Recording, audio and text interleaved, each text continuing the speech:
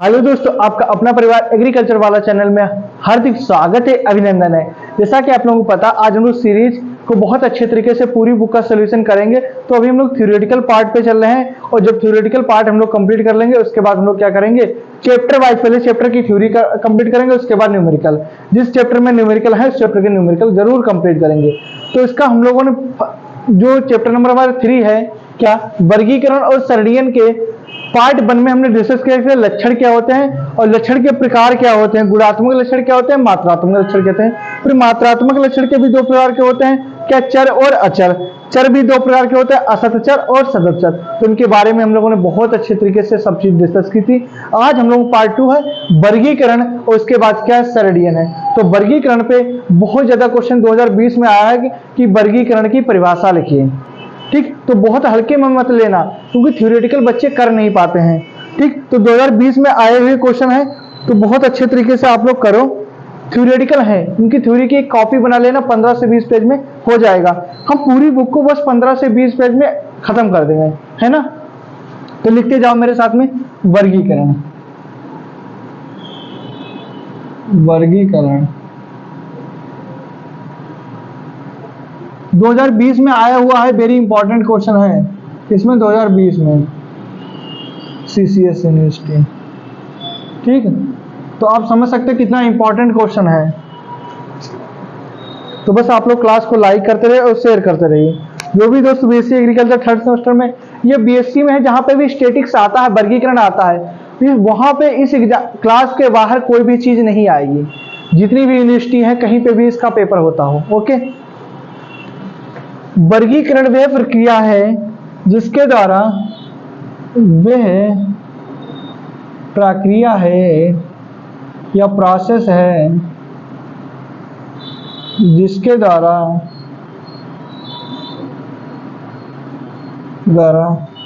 अव्यवस्थित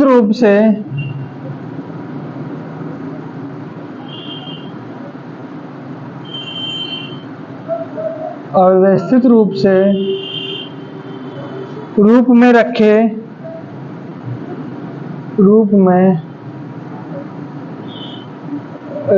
मूल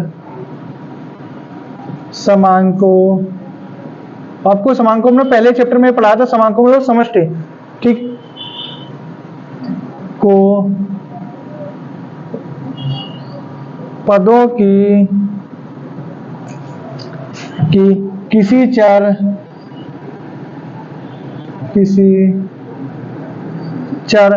या प्रकृति या लक्षण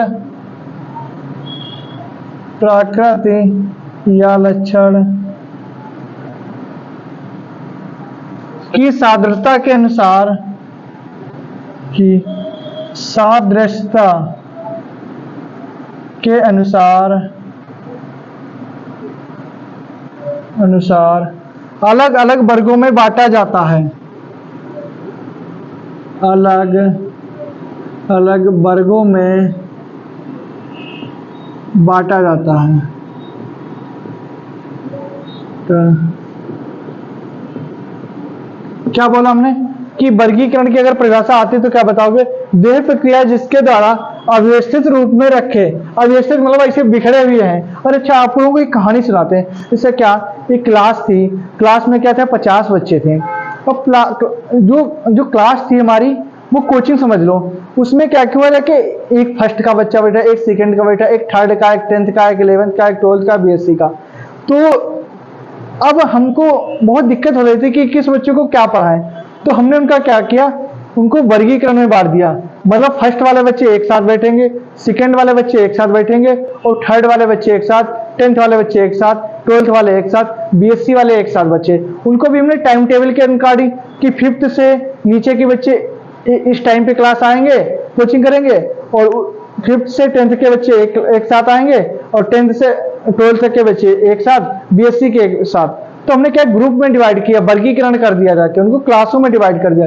फिर मुझे पढ़ाने में कोई दिक्कत नहीं है और क्लास के बच्चों को भी समझने में बहुत आसानी है। तो इसीलिए वर्गीकरण क्या, ठीक समझ गए आप लोग वर्गीकरण क्या है। तो वह प्रक्रिया जिसके द्वारा अव्यवस्थित रूप में रखे मूल समांकों को पदों की किसी चर या प्रकृति या लक्षण की सादृश्यता के न, क्या बोला, प्राकृत या लक्षण की सादृश्यता के अनुसार अलग अलग वर्गों में बांटा जाता है। तो उससे हम लोग क्या कहते हैं, क्लासिफिकेशन कहते हैं। अब आ गया एम ऑफ क्लासिफिकेशन, मतलब क्लासिफिकेशन के उद्देश्य। एम्स ऑफ क्लासिफिकेशन,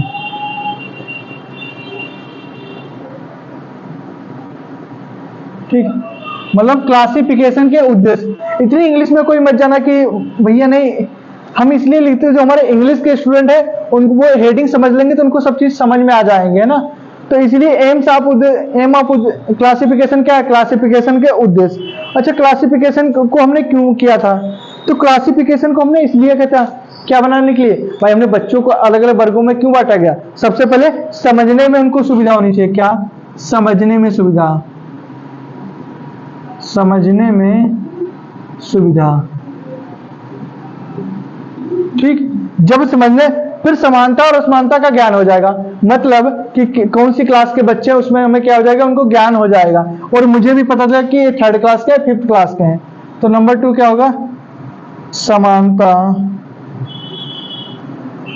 तथा असमानता का अंतर, मानता का अंतर। तुलना में सहायक हो जाएगा, हम समझ जाएंगे कि ये बच्चा पढ़ने में होशियार है, बच्चा पढ़ने में कमजोर है क्लास के में। तुलना में अंतर तो देगा, तुलना में सहायक है, ठीक। नंबर 3 हो जाएगा महत्वपूर्ण रचनाएं, नंबर 4 महत्वपूर्ण सूचनाएं। नंबर 5 हो जाएगा संक्षिप्तीकरण,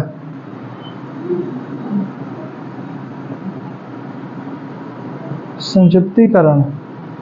नंबर 6 हो जाएगा सरणीयन में सहायता।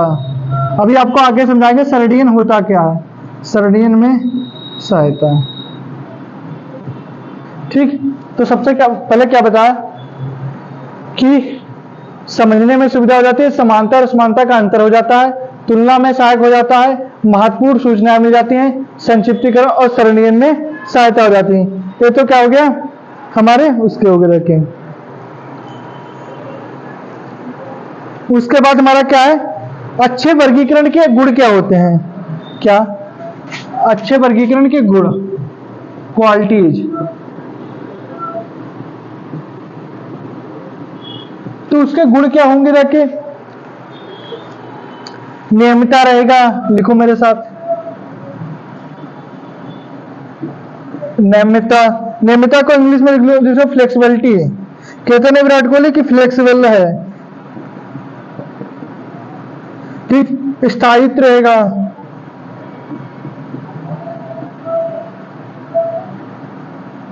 ठीक, इसको कहते हैं स्टेबिलिटी। समागमता रहेगा, समागता, होमोजेनिटी,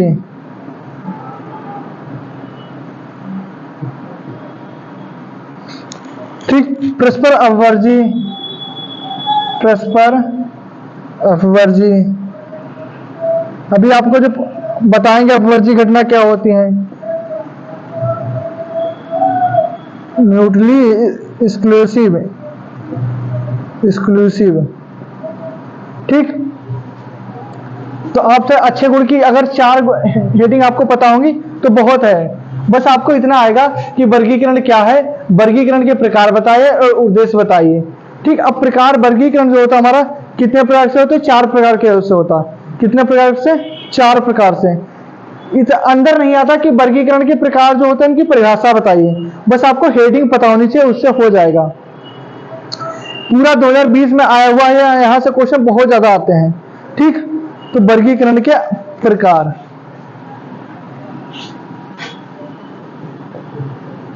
वर्गीकरण के प्रकार।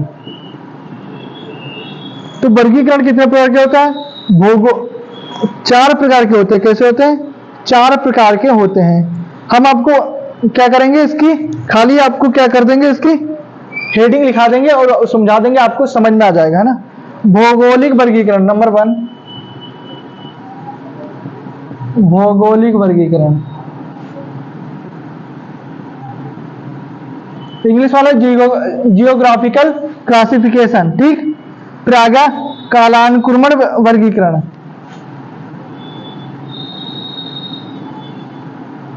क्रमण वर्गीकरण। नंबर 3 है हमारा क्या, गुणों के अनुसार वर्गीकरण।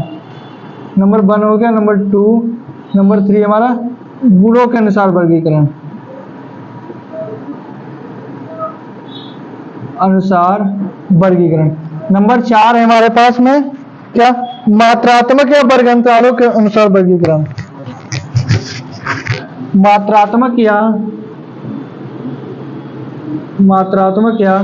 वर्ग अंतरालों के अनुसार वर्गीकरण के अनुसार वर्गीकरण। अभी समझा देंगे वर्ग अंतराल के होते क्या, वर्गीकरण, ठीक। तो सबसे पहले आप समझते रहना, बहुत अच्छे तरीके से पूरा टॉपिक आपको क्लियर हो जाएगा। क्वेश्चन आता है कि वर्गीकरण क्या है, वर्गीकरण के प्रकार बताइए और गुण बताइए। तो आप अच्छे तरीके से और इसको लिखोगे तो 2 पेज भर जाएंगे, और इसके अंदर भी आप लोग लिख सकते हो बुक से पढ़ के। बस आपको थोड़ा थोड़ा अगर चीजें समझ में आ जाती हैं तो फिर आपको इतना दिक्कत नहीं होगी।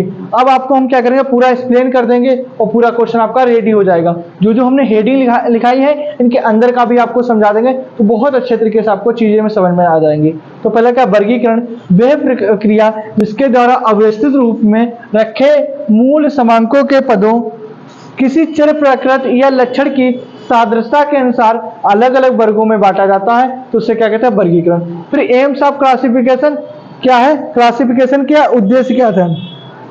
तो सबसे पहले हमें क्या है, समझने में सुविधा होती है, तो इसके अंदर क्या लिखोगे, वर्गीकरण की सहायता से प्राप्त समांकों का भाव, वर्गीकरण की सहायता से प्राप्त समांकों का भाव कम परिश्रम से मस्तिष्क में अंकित हो जाता है। मतलब कम मेहनत करने पर भी दिमाग में क्या हो जाएगा, हमारा याद हो जाएगा कि एक क्लास का बच्चा था तो हम इसे याद कर लेंगे। नंबर 2 था समानता और असमानता का ज्ञान।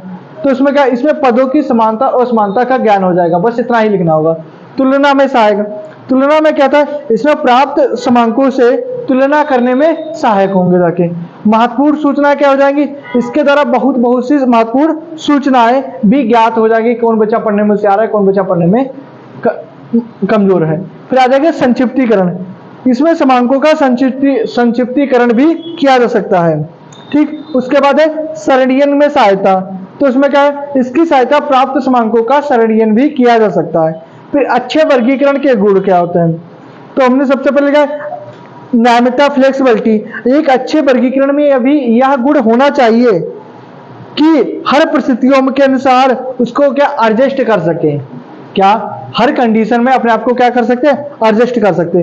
फिर स्टेबिलिटी क्या है, स्टेबिलिटी क्या है, वर्गीकरण का आधार समांकों के संपूर्ण विश्लेषण का समान रहना चाहिए। क्या होना चाहिए, समांकों से भरपूर विश्लेषण में भी क्या होना चाहिए, समान होना चाहिए। फिर आगे हमारे समागमता, वर्गीकरण के पश्चात किसी एक वर्ग में आने वाले, वर्गीकरण के पश्चात किसी एक वर्ग में आने वाले समांकों में उस लक्षण के प्रति अधिक समानता होनी चाहिए। क्या, उस लक्षण के प्रति अधिक समानता होनी चाहिए। फिर सादृश्यता के अनुसार वर्गीकरण किया जा सकता है। नंबर 2 लास्ट है परस्पर अपवर्जी, तो इसमें क्या होता है, समांकों की एक इकाई और केवल एक ही वर्ग में होना चाहिए। क्या, एक इकाई एक ही केवल वर्ग में होनी चाहिए। उसके बाद हमारा क्या है, वर्गीकरण। तो वर्गीकरण के 4 प्रकार होते हैं, भौगोलिक वर्गीकरण, कालानुक्रमण वर्गीकरण, गुणों के अनुसार वर्गीकरण, मात्रात्मक या वर्ग के अनुसार वर्गीकरण। तो भौगोलिक वर्गीकरण कहता है, इस प्रकार के वर्गीकरण में समांकों का वर्गीकरण भौगोलिक एरिया के अनुसार किया जा सकता है। किसके अनुसार, भौगोलिक एरिया के अनुसार वर्गीकरण किया जा सकता है। फिर आए क्या, कालानुक्रमण क्लासिफिकेशन, क्रोनोलॉजिकल क्लासिफिकेशन, इसको इंग्लिश में कहता है क्रोनोलॉजिकल क्लासिफिकेशन। इसमें कहता है, इस प्रकार के वर्गीकरण में समांकों का वर्गीकरण काल या समय, तो कालानुक्रमण मतलब टाइम से है, तो उसमें क्या होता है, काल या समय के अनुसार किया जाता है। जैसे भारत में गेहूं की उपज विभिन्न वर्षों में अलग अलग हुई होती है, तो उसको क्या करेंगे हम लोग, डिवाइड कर देंगे, क्लासिफिकेशन कर देंगे।